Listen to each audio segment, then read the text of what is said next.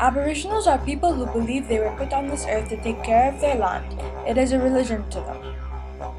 It is believed that about 750,000 Aboriginals were living in Australia before the colonization of the Europeans.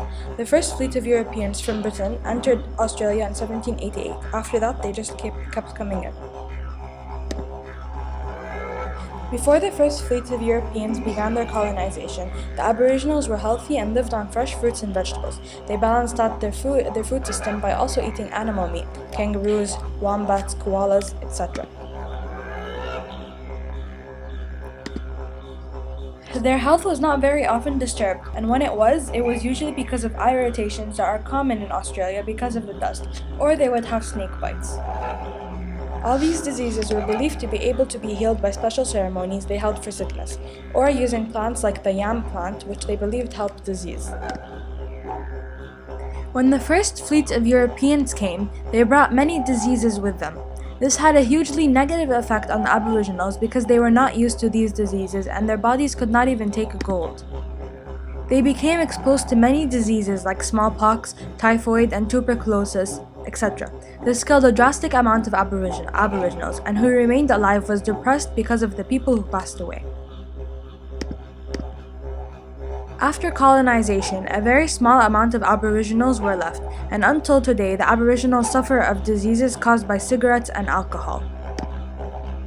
Family is one of the most important things in the Aboriginal traditions. Families were usually very close and shared their lives together. When the Europeans arrived, they decided that they would work to completely extinct the Aboriginal traditions and religion. They granted themselves the right to take Aboriginal children from their families to live in towns with white families.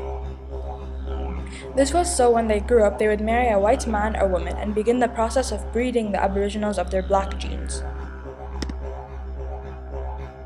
This was called the stolen generation. When the Aboriginal children were taken from their families, they were forced to speak English and they were not allowed to speak their own languages. Also, they were forced to attend church meetings and completely forget about their own religion. Their food system was completely changed into European food systems too. In the movie The Rabbit-Proof Fence, the girls are taken away from their mom and their grandmother, whom they were very close to. They were taken to an Aboriginal camp where the lady working there referred to their language as Jabber. Also, they were told when to go to church and that they had to listen. Basically, they were being made into Europeans. After colonization, many of the Aboriginals still mourn over the lost generation.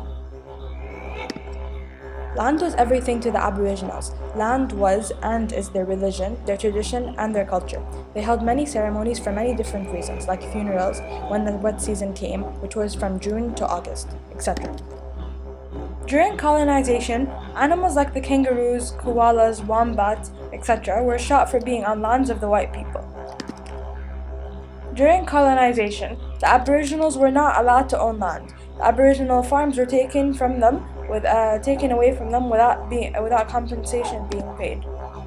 Aboriginals were caught on white people's land, they were shot. This was because the white people claimed that the Aboriginals were nuisances and they were eating the white people's animals. But this was because their land was taken from them and they didn't have access to their food, kangaroos, chickens, sheep, etc. And they didn't have what they needed to perform ceremonies.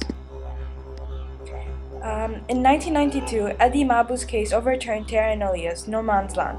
This led to no freehold title, privately owned land, but land was free to use for spiritual and cultural reasons. In 1996, the Wik people of Cape York's case ruled that the Aboriginals could coexist, which means that they could own land, but the mining companies could use it too. Lastly, in 2006, the Noongar people successfully claimed native title of metropolitan birth, which gave them rights to access unused land for traditional activities such as hunting and fishing. Aboriginals were dragged from their land and their identity was taken from them. In 1976, the Aboriginal rights began becoming more sensible. The Aboriginals could own land and use it for their ceremonies. The Aboriginals today are accepted all around Australia. Their national dance was shown in the Sydney Olympics 2000. Also, Australians wrote a sorry book to the Aboriginals. Over 1 million people signed it. Lastly, they also had the Walk on Sydney Bridge. The Aboriginals had a loss of identity, and that has affected their peoples and their land.